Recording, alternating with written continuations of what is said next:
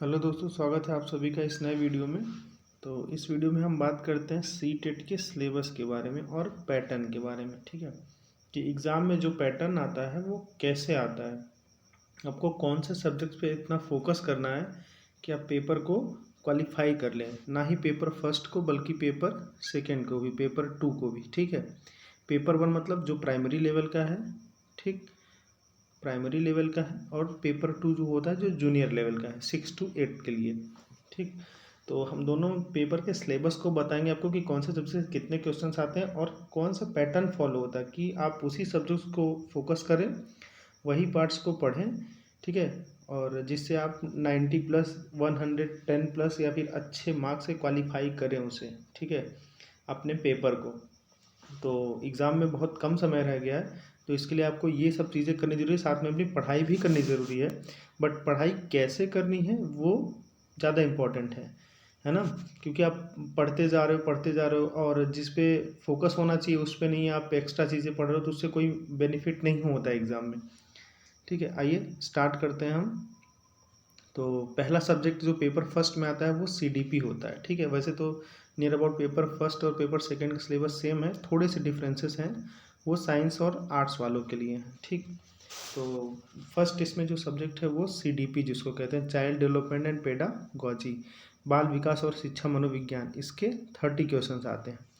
जितने इसमें सब्जेक्ट्स हैं सभी के 30 क्वेश्चंस होते हैं, लेकिन वो 30 क्वेश्चंस आपको समझना है कि 30 क्वेश्चंस कहाँ से आते हैं, मतलब क्वेश्चंस बनते कैसे हैं। तो इसमें 15 होते हैं आपके बाल विकास के, 15 नंबर होते हैं बाल विकास के, और 15 नंबर शिक्षा मनोविज्ञान के, जिसको पेडागॉजी कहते हैं। ठीक है, आपको याद रखना, ये 15-15 दोनों से आएंगे। ठीक, नेक्स्ट आपका टॉपिक या फिर सब्जेक्ट क्या है, नेक्स्ट सब्जेक्ट है आपका मैथमेटिक्स। ठीक है, मैथमेटिक्स। अब मैथमेटिक्स में भी सेम है, आपका 15 क्वेश्चन कॉन्सेप्ट के होते हैं। मैथमेटिक्स मतलब गणित के जो कॉन्सेप्ट होते हैं उससे पूछता है। ठीक है, लेकिन 15 मार्क्स दोस्तों इसमें भी पेडागॉजी आता है, मतलब यहाँ भी पेडागॉजी आया 15 और यहाँ भी 15 है ना, मतलब शिक्षा मनोविज्ञान इसमें भी आएगा कि आपको गणित को कैसे सिखाया जा सकता है बच्चों को, वो सब चीज़ें। नेक्स्ट आपका क्या है, नेक्स्ट सब्जेक्ट है आपका ईवीएस, इन्वायरमेंटल स्टडी। तो इन्वायरमेंटल स्टडी के लिए आपको क्या करना है, तो इसके भी 30 क्वेश्चंस आते हैं, और 30 में होते हैं 15 प्लस 15, मीन्स 15 आपके ईवीएस के रहेंगे और 15 ये जो क्वेश्चन है ये भी पेडागॉजी के रहेंगे। ठीक, ये 15 क्वेश्चंस कवर करने के लिए आप एनसीईआरटी पढ़ सकते हो। ठीक है, एनसीईआरटी क्लास थर्ड, फोर्थ और फिफ्थ की। ठीक, अगर आपने थर्ड और फोर्थ फिफ्थ की एनसीईआरटी पढ़ लिया तो ईवीएस में आपको कुछ भी नहीं करना है। अगर डीपली आपने अच्छे से पढ़ा है तो ये 15 के 15 क्वेश्चन आप पूरा लगा लोगे, और आपने अगर शिक्षा मनोविज्ञान अच्छे से पढ़ा है तो ये भी 15 में से एटलीस्ट 10 कर लोगे। ठीक है, तो इतना हो जाएगा ईवीएस में आपका। ठीक, नेक्स्ट आपका है लैंग्वेज फर्स्ट और लैंग्वेज सेकेंड। अब लैंग्वेज फर्स्ट और लैंग्वेज सेकेंड क्या है यह देखते हैं हम। लैंग्वेज फर्स्ट होती है हिंदी, जो सबके लिए कॉमन होती है। ठीक है, हिंदी होती है, जिसमें भी 15 मार्क्स के क्या होते हैं आपके, गद्यांश से आते हैं। एक पैसेज दिया होता है, उसको देख के आपको क्वेश्चन सॉल्व करने होते हैं, और 15 नंबर इसमें भी पेडागॉजी होता है। और लैंग्वेज टू, इसमें 30 क्वेश्चंस होते हैं। अगर आपने लैंग्वेज टू संस्कृत चूज़ किया है या फिर इंग्लिश चूज़ किया है, दोनों में 15 नंबर के पैसेज आएंगे आपके, और 15 नंबर पेडागॉजी के। ठीक है, तो आपने देखा कि पूरे पेपर में पेडागॉजी कितनी आ रही, कितने क्वेश्चन हैं टोटल, तो कितने क्वेश्चन हैं टोटल उसके 75।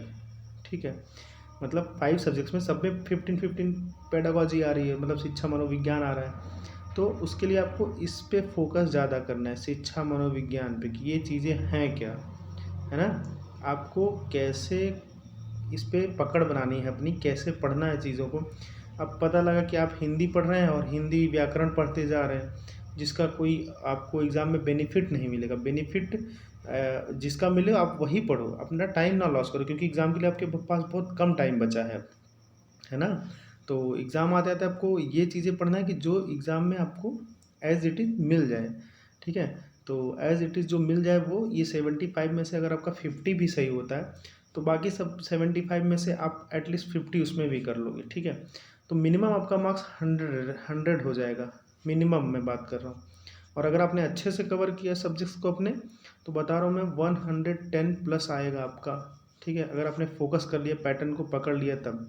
और कैसे पकड़ना है पैटर्न को वो आपको मैं बताऊंगा, स्ट्रेटजी कैसे फॉलो करनी है, क्या पढ़ना है, ठीक है। एनसीएफ और आरटीई, एनसीएफ मतलब नेशनल कैरिकुलम फ्रेमवर्क, और राइट टू एजुकेशन जो आया था 2009 में, और 2005 में एनसीएफ जो आया था, इन दोनों को आपको बहुत अच्छे से पढ़ना है, क्योंकि यहाँ से जो पेडागॉजी होती है और सीडीपी वो बेस होता है, यहाँ से आपको समझ में आ जाता है चीज़ें, ठीक है। आइए पेपर 2 के लिए हम बात करते हैं। पेपर 2 में भी सेम होता है सीडीपी 15-15 करके, ठीक है, चाइल्ड डेवलपमेंट 15 और पेडागॉजी 15।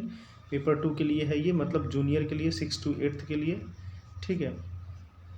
नेक्स्ट आपका होगा लैंग्वेज, लैंग्वेज फर्स्ट और लैंग्वेज सेकंड। इसमें भी लैंग्वेज फर्स्ट हिंदी होता है, लैंग्वेज सेकंड आप जो चूज़ करेंगे वो होता है। और 15 नंबर गद्यांश से आते हैं और 15 नंबर आपके पेडागॉजी से आते हैं, ठीक है। यहाँ भी वही 15 + 15, ठीक। तो पेडागॉजी का मेन रोल होता है सीटेट में। देखिए सीटेट में क्या होता है, आपको समझना होता है पेपर को। बाकी अगर यूपी टेट आप दे रहे हैं और कोई एग्ज़ाम दे रहे हैं तो उसमें थोड़ा बहुत रट सकते हैं, लेकिन सीटेट में आपने अगर रट के क्वेश्चन गए आप एग्ज़ाम देना तो फिर मुश्किल हो जाएगी आपके लिए, है ना। इसीलिए इसको समझना ज़रूरी है कि आप टीचर बनने जा रहे हैं तो बच्चों को कैसे समझाएंगे, है ना, कैसे एक्सप्लेन करेंगे, तो ये सब चीज़ें आपको क्लियरली पता होनी चाहिए कि बच्चे का इंटरेस्ट है कहाँ रियलिटी में, है ना। तो आपका 4th देख लेते हैं, ठीक है, कि लास्ट का जो ये पूरा आपका 120 क्वेश्चन हो गया, 90 क्वेश्चन, ठीक है।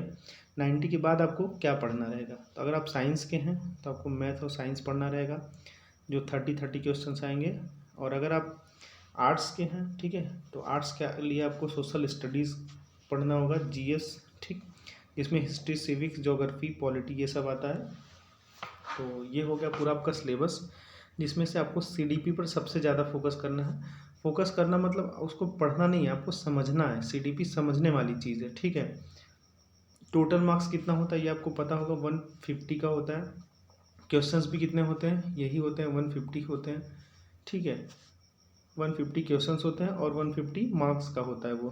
जनरल के लिए जो कट ऑफ होती है वो 90 होती है, मतलब मिनिमम आपको 150 में से 90 नंबर लाना है, 90 मार्क्स लाने होते हैं अगर आप जनरल के हैं तब। अगर आप ओबीसी या फिर एससी के हैं तो आपको 82 क्वेश्चंस या फिर मार्क्स, मतलब 1 नंबर का 1 क्वेश्चन होता है, तो इसलिए आपको 82 क्वेश्चन सही करने होंगे मिनिमम। मैक्सिमम आप 110, 120, 150 ले तो अच्छी बात है, आपको कॉन्फिडेंस आएगा नेक्स्ट एग्ज़ाम के लिए, ठीक है। तो ये पैटर्न फॉलो कीजिए, और आगे इस चैनल पे आपको सीटेट से रिलेटेड स्ट्रेटजी, ठीक है, आपको ट्रिक्स की कैसे आप आंसर लगा सकते हैं, क्या पढ़ के लगा सकते हैं, क्या आप किस पे फोकस कर सकते हैं, कैसे एग्ज़ाम्स पास कर सकते हैं, लास्ट डेज में आपको कौन सा टॉपिक्स पढ़ना चाहिए, ठीक है। इसके लिए वीडियोस आती रहेंगी, तो चैनल से जुड़िए, चैनल को सब्सक्राइब कीजिए, वीडियो को लाइक कीजिए, शेयर कीजिए। थैंक यू सो मच, जय हिंद।